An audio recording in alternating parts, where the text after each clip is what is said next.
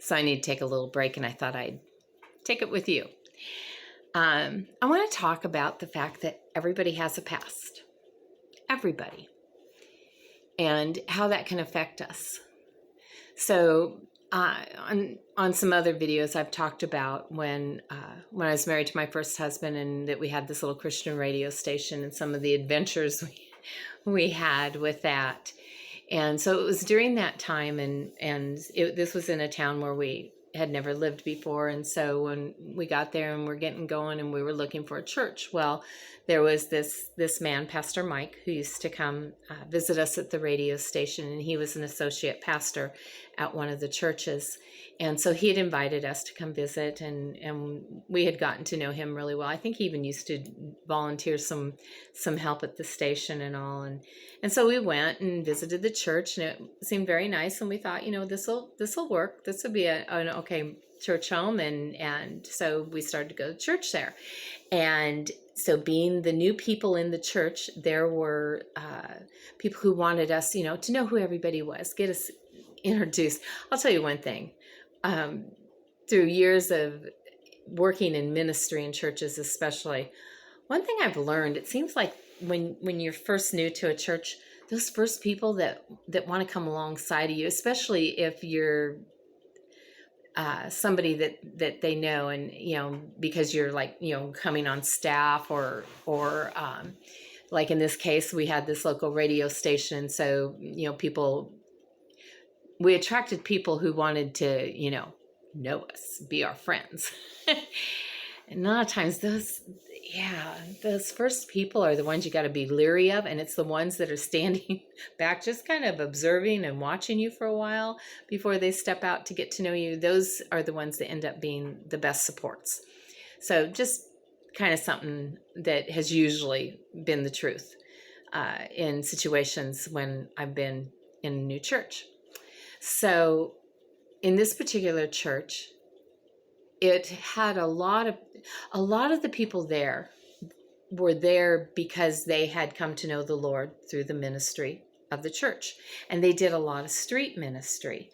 And so they worked with homeless people and prostitutes and drug dealers and, all kinds of people.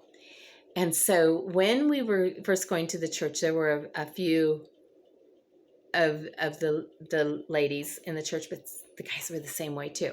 They would, got to know people. See that over there? That's Sister Susan. Yeah, she was a prostitute for 20 years. Yeah, and oh, there's brother Bob. Oh, big drug dealer. Let me tell you, that was a miracle.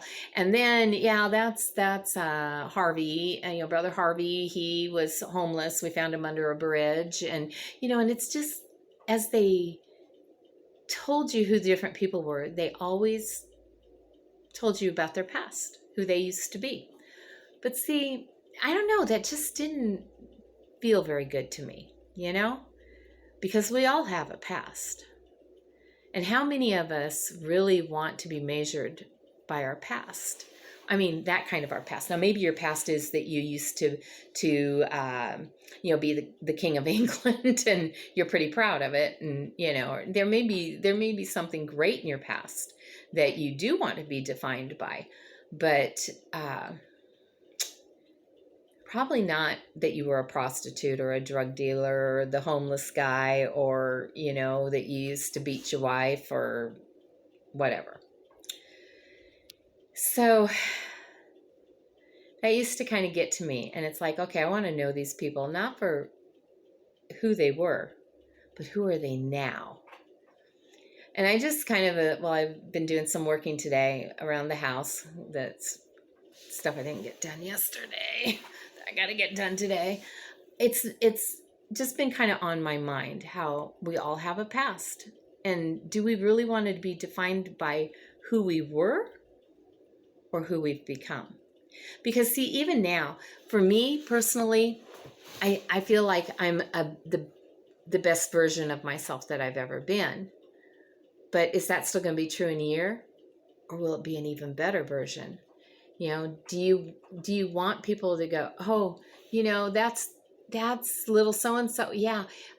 He wet the bed till he was 13. You don't want those things to be out there. Oh yeah, that little girl, that woman over there. Oh yeah, I remember her as a kid. She used to pick her nose all the time. She was a picking and a grin.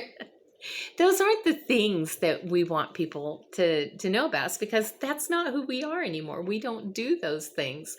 We've grown up and we've become better, right? So just a little something to think about.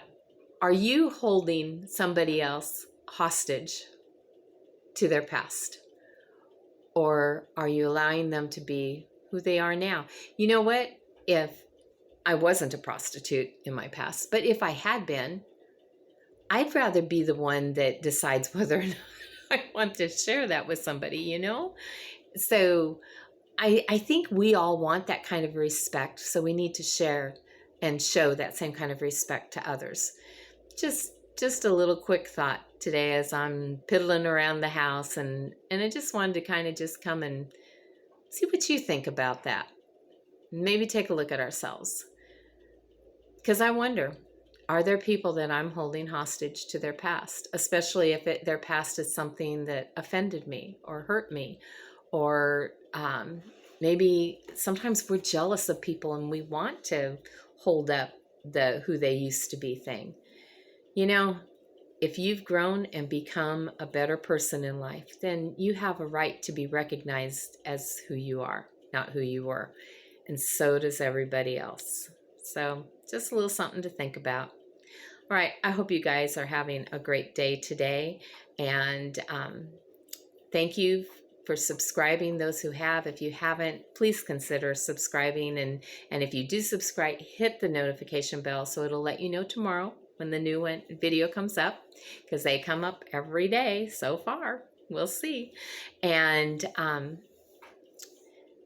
yeah, maybe share your share some of these videos with people that you think it might touch their lives, because I want it to make a difference in people's lives. I really do.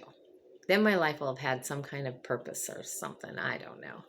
But anyway, I hope you guys have a great day, and I will talk to you later. All right.